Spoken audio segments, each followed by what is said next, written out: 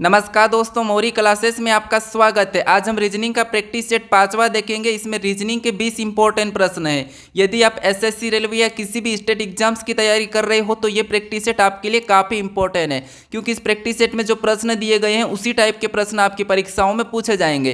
तो चलिए हम शुरू करते हैं प्रश्न 1 से। हमारा पहला प्रश्न दिया है। प्रश्न कह रहा है कि निम्नलिखित श्रृंखला में प्रश्न चिन्ह के स्थान पर कौन सी संख्या आएगी। यानी यहाँ पर हमें संख्या दी है 102 से 110, 110 से 126, 126 से 150, 150 से 182 और अगली संख्या कौन सी आएगी ये हमें बताना है। ठीक है, तो जब भी आपको श्रृंखला के प्रश्न दिए जाए, ठीक है, और ऐसे प्रश्न आपको पूछे जाएंगे तो आपको क्या करना है, आपको हमेशा वहां पर अंतर निकालना। ठीक है, कैसे निकालना देखिए। जैसे यहाँ पर हमें दिया है 102, पहली संख्या 102 दी है और उसके बाद 110 लिखा है। ठीक है, यानी यहाँ पर देखिए 8 को जोड़ा गया है। ठीक है, यानी कि 8 का अंतर है। फिर देखिए उसके बाद 110 से 126 लिखा है, यानी यहाँ पर देखेंगे तो यहाँ पर कितना जोड़ा है, 16 को जोड़ा गया है। ठीक है, फिर देखिए 126 से 150 लिखा है, यानी यहाँ पर देखेंगे तो 24 को जोड़ा है। ठीक है, कितना जोड़ा है, 24 को, यानी 24 प्लस किया है। फिर देखिए यहाँ पर 150 से 182 लिखा है अगली संख्या,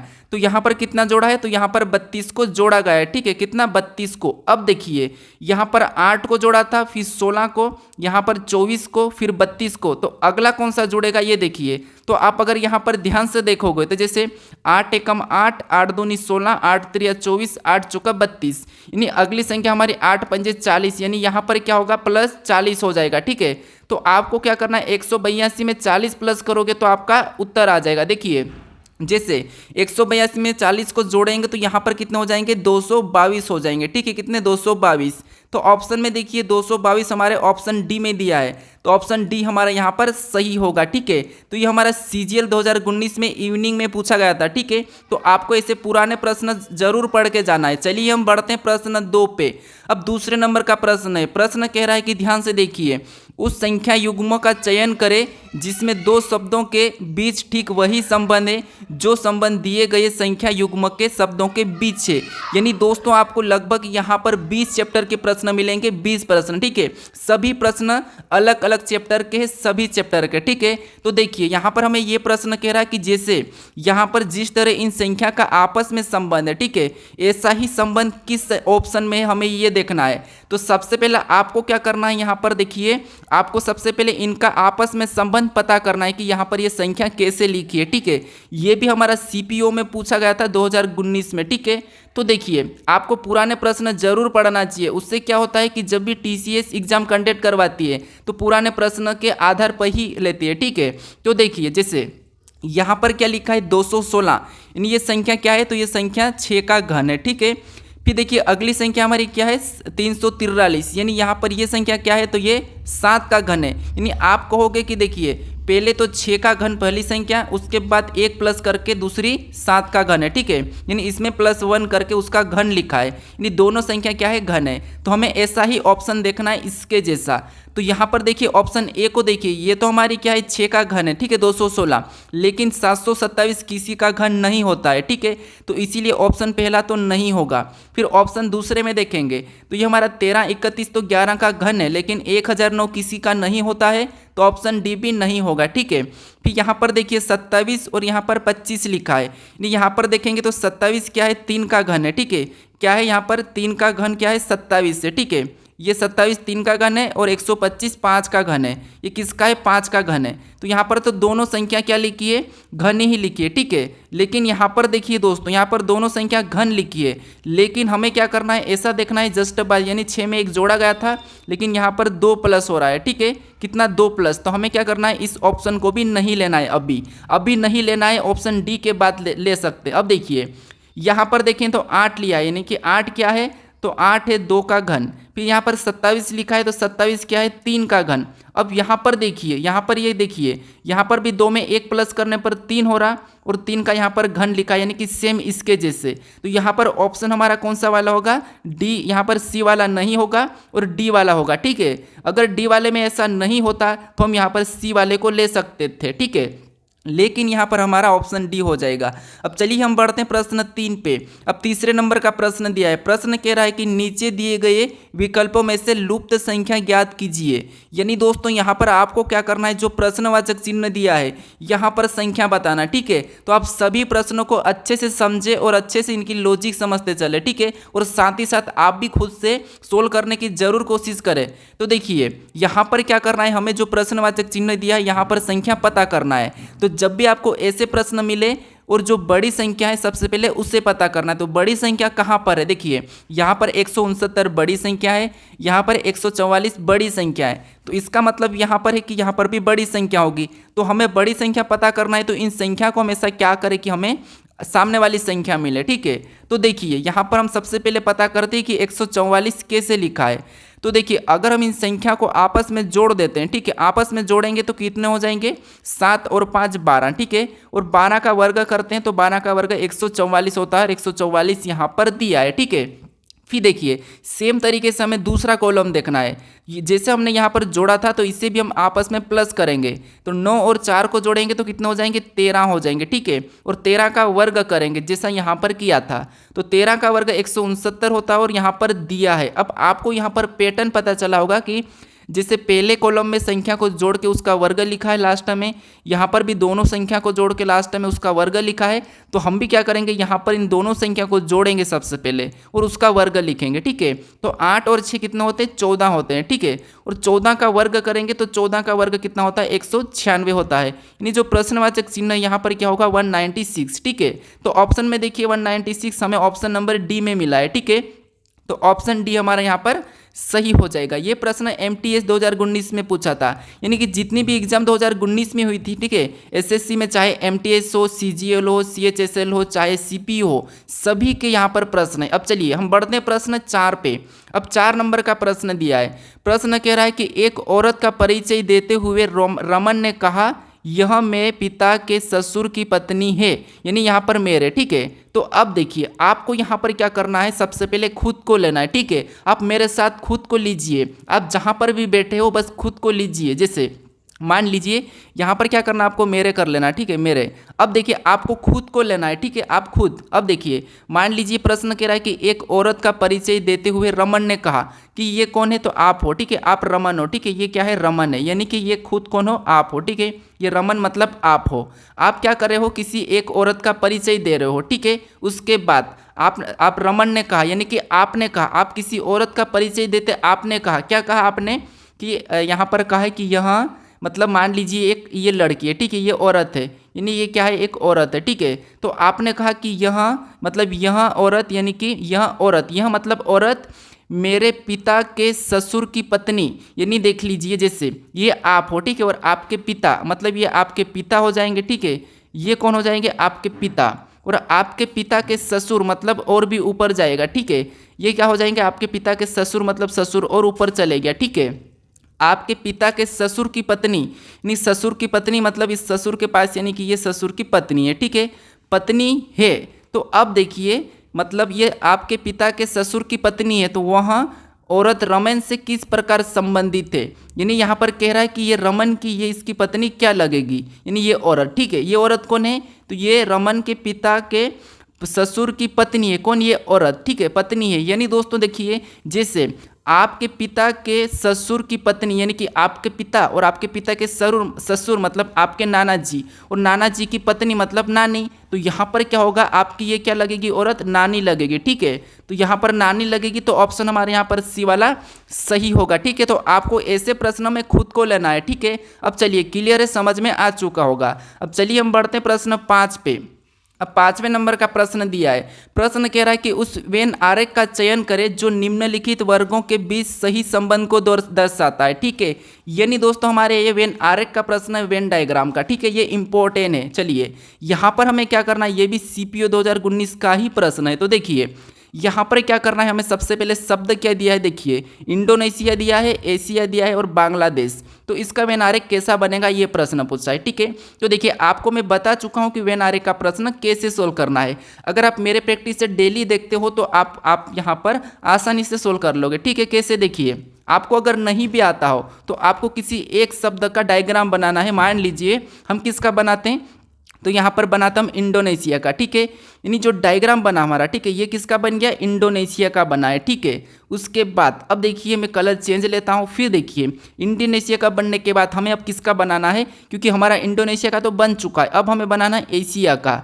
तो एशिया का बनाएंगे तो अब देखिए एशिया और इंडोनेशिया कोई आपस में कुछ संबंध है या नहीं है, आपको ये देखना है, ठीक है। तो एशिया और इंडोनेशिया का आपस में कोई संबंध है तो है, आप कहोगे कि हाँ है। जो इंडोनेशिया है, ठीक है, ये क्या है, एशिया के अंदर आता है एक देश से।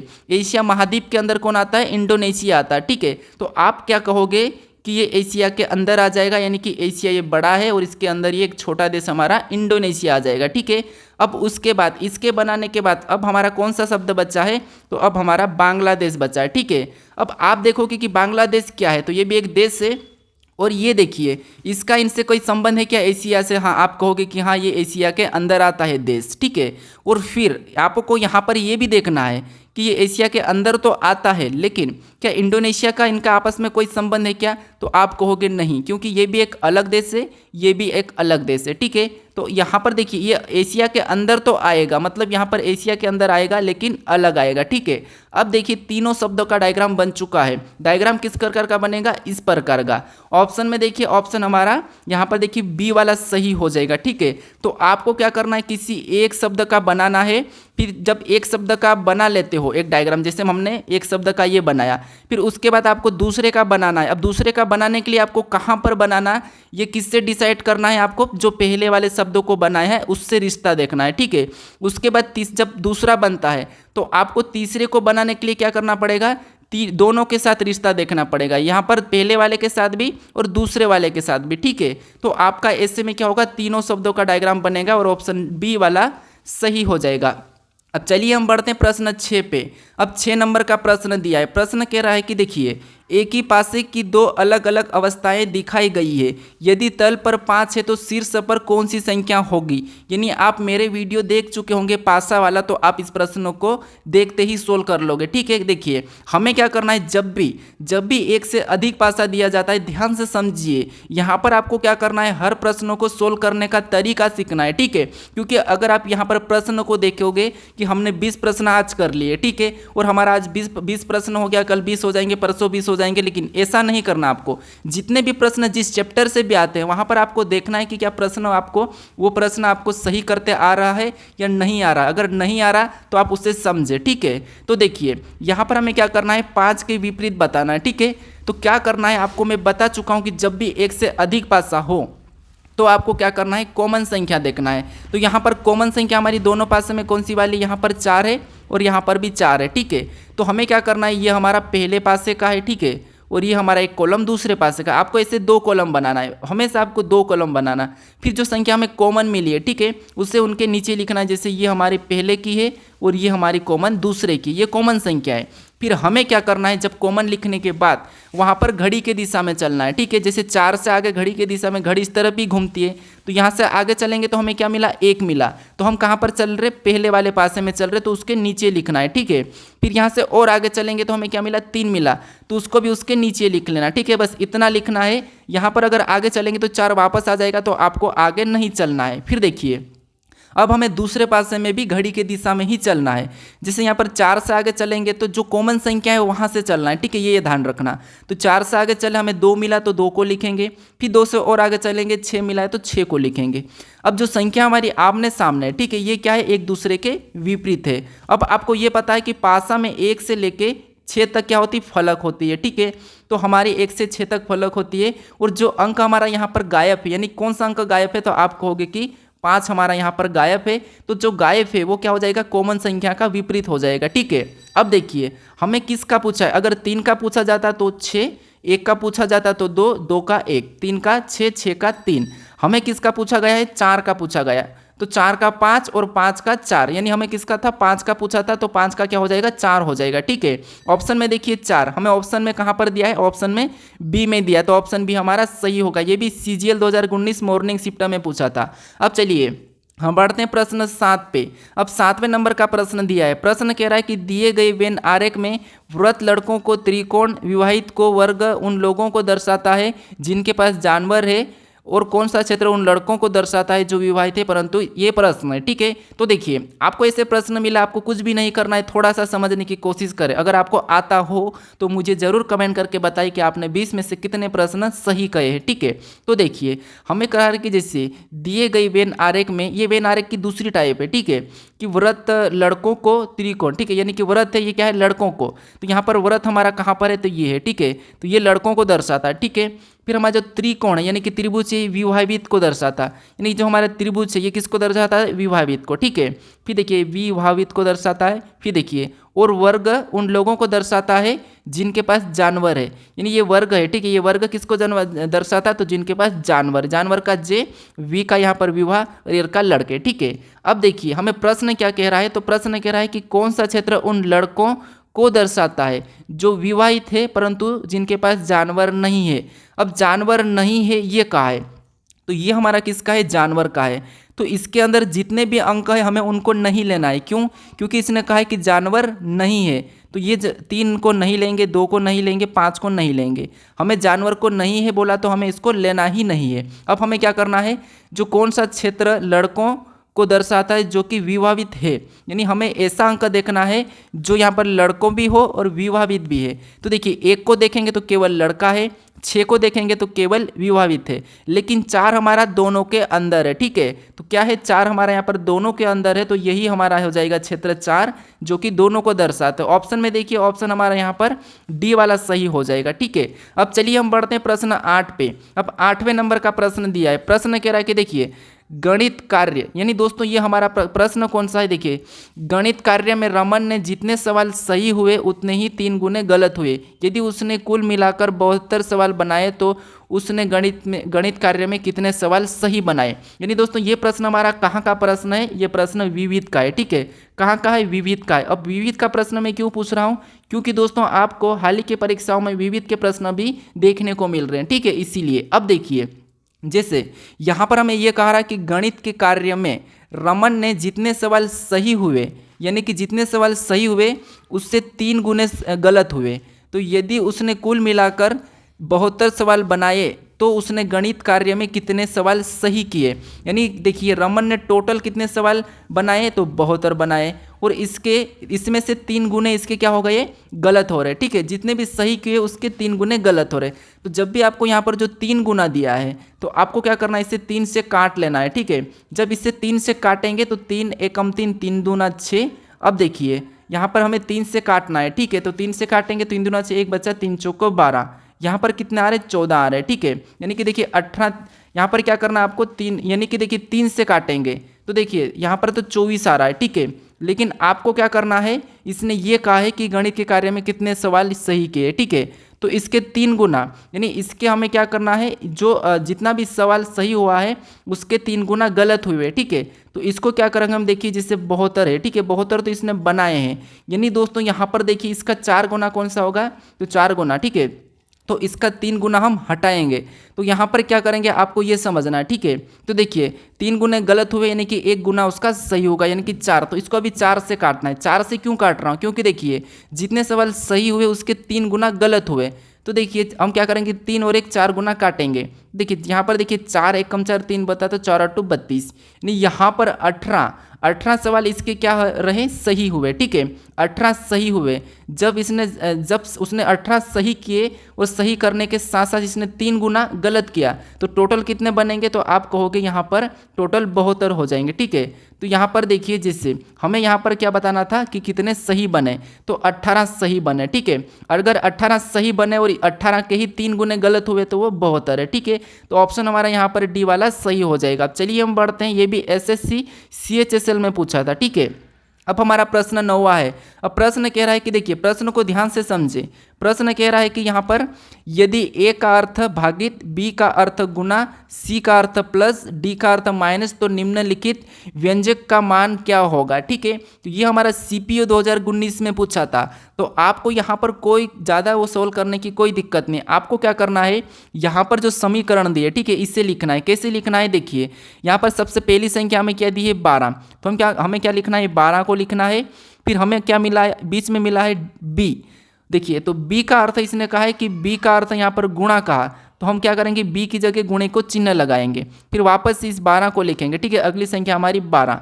आपको क्या करना है, जहाँ पर भी लेटर दिया है वहाँ पर चिन्ह लगाना है। ठीक है, फिर अगला हमें क्या मिला, ए, और ए का अर्थ इसने क्या है, भागित का। ठीक है, तो हम क्या करेंगे, यहाँ पर भागित का चिन्ह लगा के अगली संख्या 4 लिख लेंगे। ठीक है, उसके बाद अगला हमें कौन सा लेटर मिला, सी, और इसने कहा कि सी का अर्थ है इसने प्लस का, तो हम क्या करेंगे, यहाँ पर प्लस लगाएंगे। उसके बाद हम क्या करेंगे, अगली संख्या 5 को लिखेंगे। फिर हमें क्या मिला, बीच में डी मिला है। ठीक है, और डी का अर्थ है इसने माइनस कहा, तो माइनस लगा के हम 1 को लिखेंगे। ठीक है, तो ये -1। अब देखिए, ऐसा करने के बाद आपको क्या करना है, बोडमास रूल से सोल्व करना है। ठीक है, तो देखिए सबसे पहले आपको पता होगा कि हम भाग देते हैं, तो यहाँ पर 4 में 12 का भाग देंगे, तो यानी कि 12 में 4 का भाग देंगे, तो देखिए 12 तो वैसा ही आएगा ये वाला, और गुणे का चिन्ह भी वैसा ही रहेगा स्टेप बाय स्टेप। और यहाँ पर 4 3 12 यानी कि 3 बार में गया।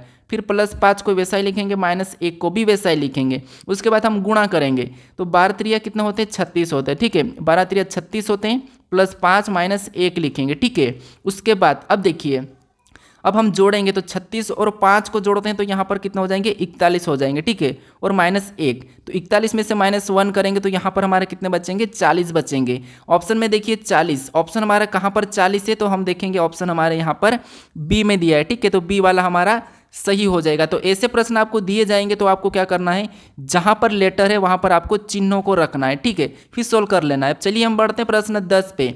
अब 10वें नंबर का प्रश्न दिया है। प्रश्न क्या कह रहा है, देखिए यहाँ पर हमें दिया है कि 5 लोग एफ, जे, एन, आर और वी एक वृत्ताकार मेज के चारों ओर केंद्र की ओर मुख करके बैठे हैं, लेकिन जरूरी नहीं कि इस क्रम में ही बैठे हैं। तो आपको क्या करना है कि ये 5 लोग हैं और वृत्ताकार में बैठे हैं। दोस्तों ये बैठक अवस्था का प्रश्न है, इंपॉर्टेंट है। ठीक है, तो आप थोड़ा सा ध्यान से समझें आपको कैसे सोल्व करना है। अगर आपको अभी तक नहीं भी आता है तो समझिए।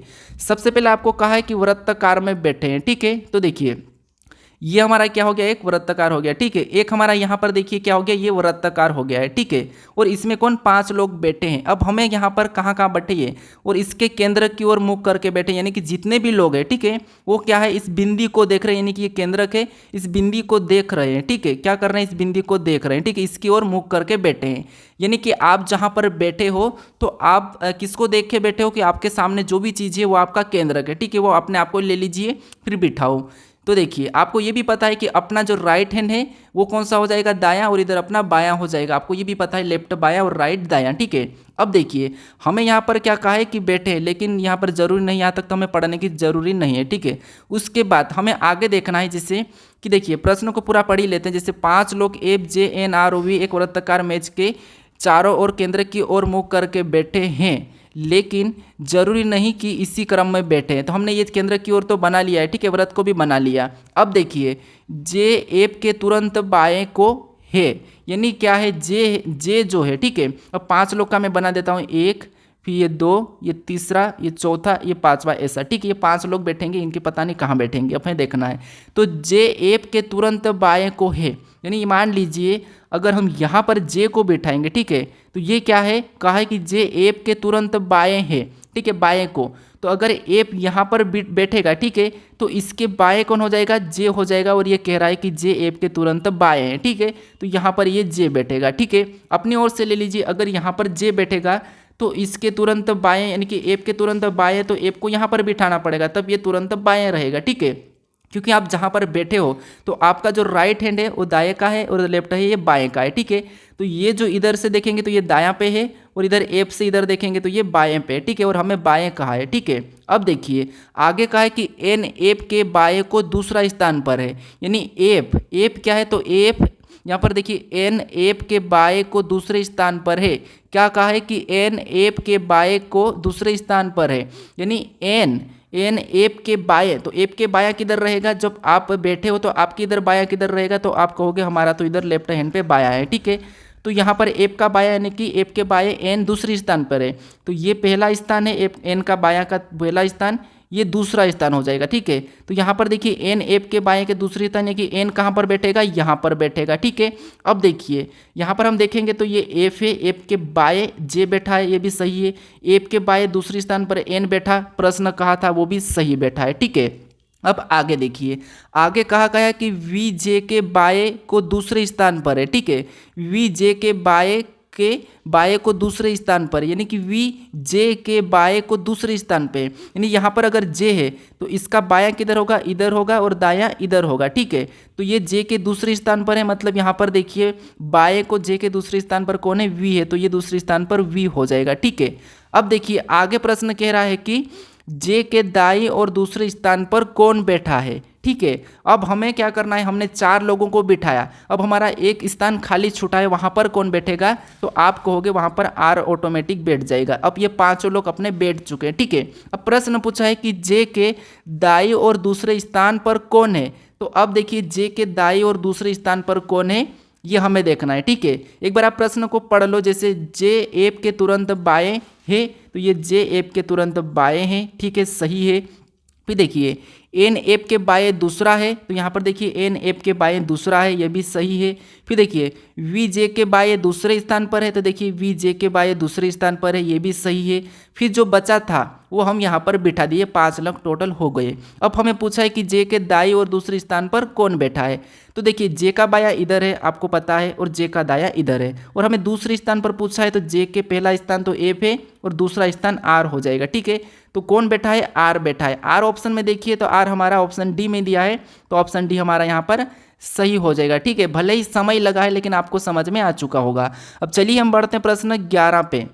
अब 11 नंबर का प्रश्न दिया है, प्रश्न कह रहा है कि थोड़ा फटाफट से सोल्व करने की कोशिश करें। ठीक है, अब देखिए 31 जनवरी 2007 को सप्ताह का कौन सा दिन था, यानी आपको ऐसे प्रश्नों को कैसे सोल्व करना, देखिए जो लास्ट के साथ है 2 संख्या उससे लेना है, जैसे हम लेंगे 07 को। ठीक है, फिर उसके बाद इसमें क्या करना, 4 से भाग देना, 4 एकम 4, आगे जो संख्या बची उसे छोड़ देना, वापस से प्लस लेना है।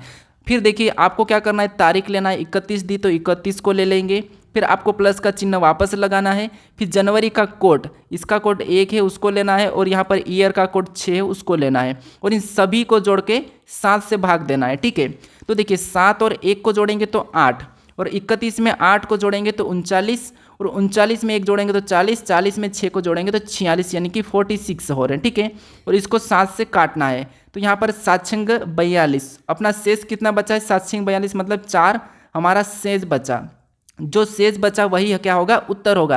यानी 1 नंबर पे रविवार, 2 नंबर पे सोमवार, 3 नंबर पे मंगलवार, 4 पे बुधवार, 4 हमारा शेष बचा था, यहाँ पर बुधवार होगा। यानी ऑप्शन में देखिए ऑप्शन हमारा डी वाला सही होगा, वेडनेसडे। ठीक है, अगर आपको ये प्रश्न सोल्व करते नहीं आता है, थोड़ी सी भी दिक्कत आ रही है, तो मैं इसका वीडियो बना के डाल चुका हूँ, सारे कोड वहाँ पर मिल जाएंगे। उस वीडियो को देखने के बाद आपका कैलेंडर में कोई भी डाउट नहीं रहेगा। ठीक है, तो आप इस वीडियो को जरूर देख लीजिए, आपको यहाँ पर भी आई बटन में मिल जाएगा। ठीक है, यहाँ पर क्लिक कर लीजिए। ठीक है, अब चलिए हम बढ़ते हैं प्रश्न 12 पे।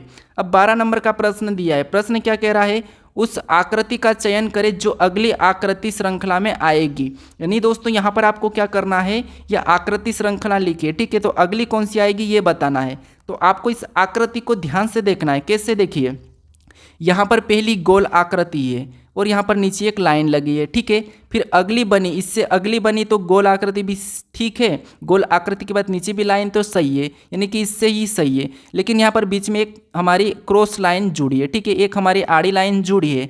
अब और हम अगली देखेंगे तो अगली में गोल लाइन तो ठीक है, और यहाँ पर ये वाली लाइन भी ठीक है, और यहाँ पर क्रॉस लाइन थी वो भी सेम है। ठीक है, लेकिन यहाँ पर एक और नई चीज़ ऐड हुई है, कौन सी हुई थी, ये ऊपर वाले ऐड हो गए। ठीक है, अब देखिए पहले हमारी क्रॉसिंग हुई थी, यहाँ पर ये जो थी है। ठीक है, इसके बाद ये क्रॉसिंग हुई, फिर यहाँ पर देखेंगे तो क्रॉसिंग के साथ साथ इसे छोड़कर ऊपर वाले ऐड हो गई। तो अगली हम देखेंगे तो अगली कौन सी ऐड होगी, तो आप कहोगे यहाँ पर देखिए ये तो रहेगा, उसके बाद ये भी रहेगा, ये भी रहेगा, और ये भी रहेगी।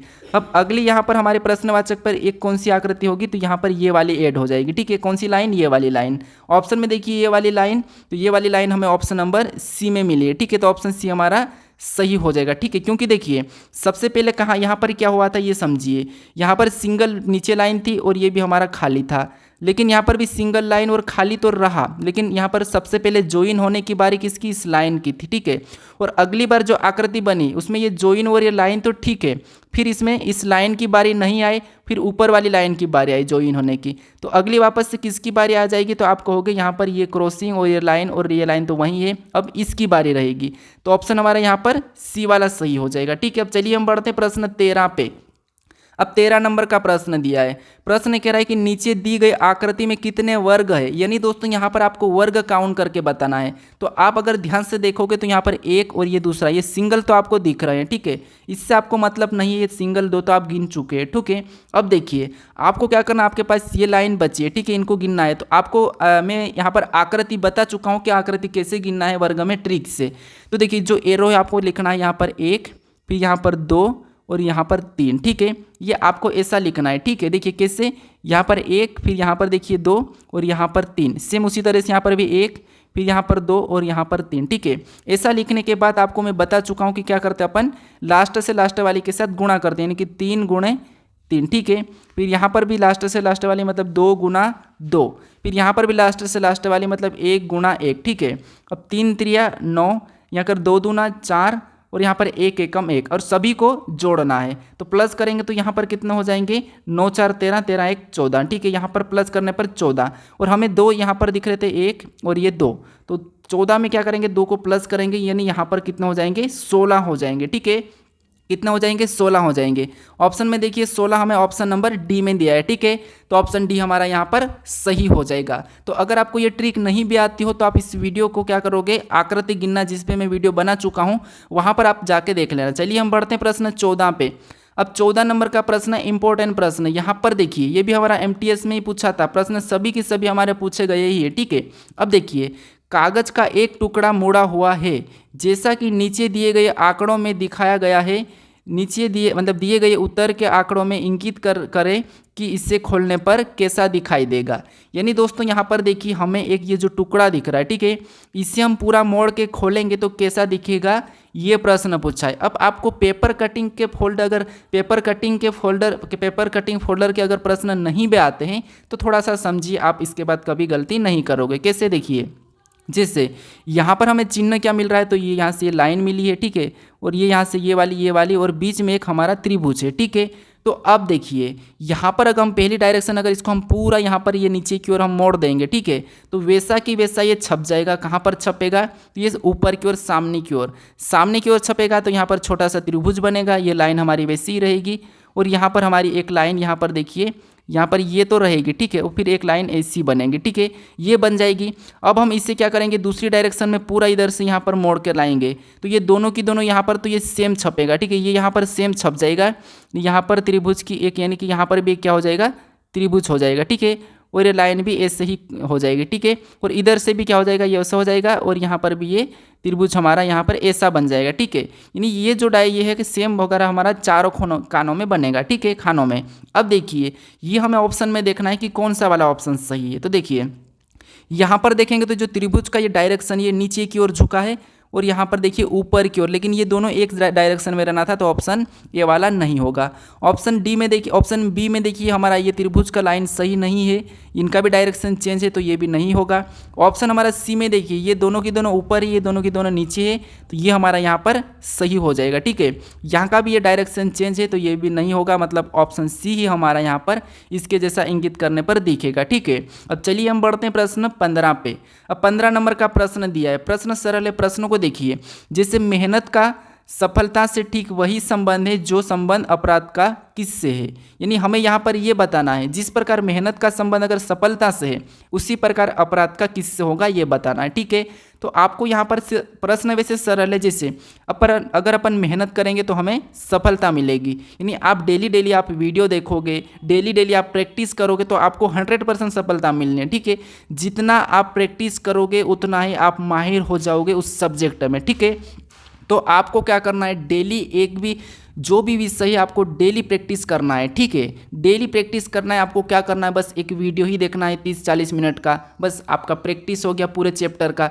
जैसे कि मैं आपको यहाँ पर बताता हूँ सभी चैप्टर के वीडियो, ठीक है, यानी कि सभी चैप्टर का मैं एक वीडियो में सभी चैप्टर के प्रश्न लेके आता हूँ। अगर आप इस वीडियो को, मेरे पूरे वीडियो को देख लेते हो तो आपको एक पूरी रीजनिंग की क्या होती है, प्रैक्टिस हो जाती है, ठीक है।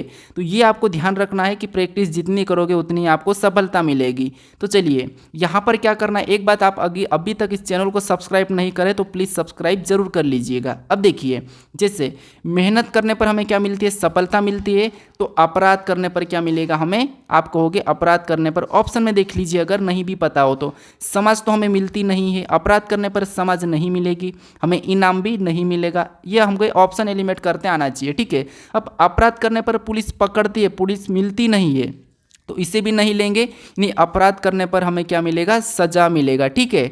तो ऑप्शन हमारा यहाँ पर देखिए ए वाला क्या होगा, सही जवाब होगा। अपराध करने पर हमें पनिशमेंट मिलेगी यानी कि सजा। अब चलिए हम बढ़ते हैं प्रश्न 16 पे। अब 16 नंबर का प्रश्न दिया है। प्रश्न कह रहा है कि उस संख्या की पहचान करें जो दी गई श्रृंखला से संबंधित नहीं है। मतलब यहाँ पर हमें ये संख्या बताना है कि उस संख्या की पहचान करें जो दी गई श्रृंखला से संबंधित नहीं है। तो आपको जो संबंधित नहीं है वो देखना है। तो देखिए यहाँ पर अगर आप ध्यान से देखोगे तो ऐसी संख्या अगर आपको मिले तो आपको क्या करना है, जैसे संख्या देखिए यहाँ पर संख्या बड़ी है, वैसी रही है, बड़ी है, घटी है, बड़ी है, बड़ी है, घटी है। अगर ऐसी संख्या मिले तो आपको एक छोड़ के एक चलना है। कैसे, यहाँ पर देखिए 2 से 6 मतलब +4 है, ठीक है। फिर ये 6 से 8 मतलब +2 है। फिर 8 से 12 मतलब प्लस यहाँ पर वापस से क्या है, 4 है। फिर 12 से 14 मतलब यहाँ पर +2 है। फिर अगली भी संख्या क्या हो जाएगी, +4 हो जाएगी, ठीक है। अब देखिए यहाँ पर +4 +2 +4 +2 +4 ये चल रहा है। अब सेकेंड में देखेंगे तो देखिए 6 से 10 यानी यहाँ पर कितना प्लस हो रहा है, तो यहाँ पर भी 4 प्लस, जैसे नीचे सेम हुआ था। फिर आगे देखेंगे 10 से 12 यानी कि +2, नीचे भी +2 हुआ था। फिर 12 से 15 यानी कि यहाँ पर +4 होना था लेकिन यहाँ पर +3 हो रहा है। फिर आगे देखेंगे तो यहाँ पर 18, 15 से 18 यानी कि यहाँ पर भी +3 हो रहा है। तो आप कहोगे कि हमारी संख्या कौन सी गलत मिल रही है, तो आप कहोगे कि यहाँ पर हमारा क्या होना था, आप कहोगे यहाँ पर हमारा होना था +4 करने पर 16 होना था, ठीक है। तो यही हमारी गलत है, यानी कि यहाँ पर हमारा +3 की जगह +4 होना था। तो 15 हमारी क्या हो जाएगी, गलत हो जाएगी। तो हमारा यहाँ पर ऑप्शन में देखिए 15 हमारा यहाँ पर सही जवाब होगा, ठीक है। कौन सा होगा, 15। आप कहोगे कि इससे तो फिर अगली संख्या भी हमारी गलत आ रही है, अगली हम 18 भी गलत है, तो हम 18 को भी यहाँ पर हम ले सकते हैं। लेकिन 18 को कब लेना, जब आपको ऑप्शन में नहीं मिले। अगर आपको ऑप्शन में 15 नहीं मिले तब आपको 18 को लेना है। लेकिन आपको सबसे पहले जो गलत संख्या मिलती है उससे ही सबसे पहले लेना है, याद रखना ऑप्शन में लगाने से पहले, क्योंकि एग्जाम में ऐसे ही प्रश्न फंसाए जाते हैं। तो हमारा ऑप्शन यहाँ पर ए वाला सही हो जाएगा। अब चलिए हम बढ़ते हैं प्रश्न 17 पे। अब 17 नंबर का प्रश्न दिया है। प्रश्न कह रहा है कि दी गई श्रृंखला में प्रश्न चिन्ह के स्थान पर कौन सा अंक आएगा। यानी दोस्तों यहाँ पर देखिए हमें इस आकृति के अंदर कुछ संख्या दी है और एक प्रश्नवाचक चिन्ह है। यहाँ पर कौन सी संख्या आएगी ये पूछा है, ठीक है।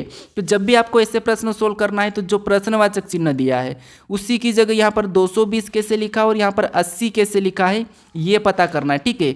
जिस तरीके से यहाँ पर 80 लिखा है और यहाँ पर 220 लिखा है उसी तरीके से आपको यहाँ पर संख्या बतानी है, ठीक है। तो सभी में आपको सेम तरीका यूज करना है। तो देखिए जैसे यहाँ पर हम क्या करेंगे, एक बार यहाँ पर देखिए 12 8 तो 96 होते हैं, जो यहाँ पर 80 दिया है इसमें गुणा करेंगे तो हमारे नहीं आना है। लेकिन अगर हम इसमें क्या कर सकते हैं, जैसे अगर हम एक बार इसमें क्या करते प्लस करते तो 12 8 कितना होते हैं, तो 12 8 हो जाते हैं 20, ठीक है। 12 में क्या करते हैं 8 को जोड़ेंगे तो यहाँ पर 20 हो जाएंगे। फिर उसके बाद अगर हम एक बार इससे माइनस कर लेते हैं, ठीक है, तो 12 में से 8 को घटाएंगे तो कितने बचते हैं, 4 बचते हैं। कितने बचते हैं, 4। और इनका आपस में गुणा करेंगे तो 20 चौका 80, ठीक है। और 80 यहाँ पर दिया है। अब इसी तरीके से हमें दूसरे वाले को देखना है। तो यहाँ पर सबसे पहले एक बार क्या करना है, जोड़ना है। तो 16 और 4 को जोड़ेंगे तो 16 4 कितने होते हैं, और 16 और 6 16 और 6 तो आप कहोगे यहाँ पर 22 होते हैं, ठीक है। और एक बार इससे माइनस करना है तो 16 में से 6 को माइनस करेंगे तो कितने बचेंगे, 10 बचेंगे। और फिर इनको क्या करना है, गुणा करना है, क्योंकि हमने भी यहाँ पर गुणा किया था।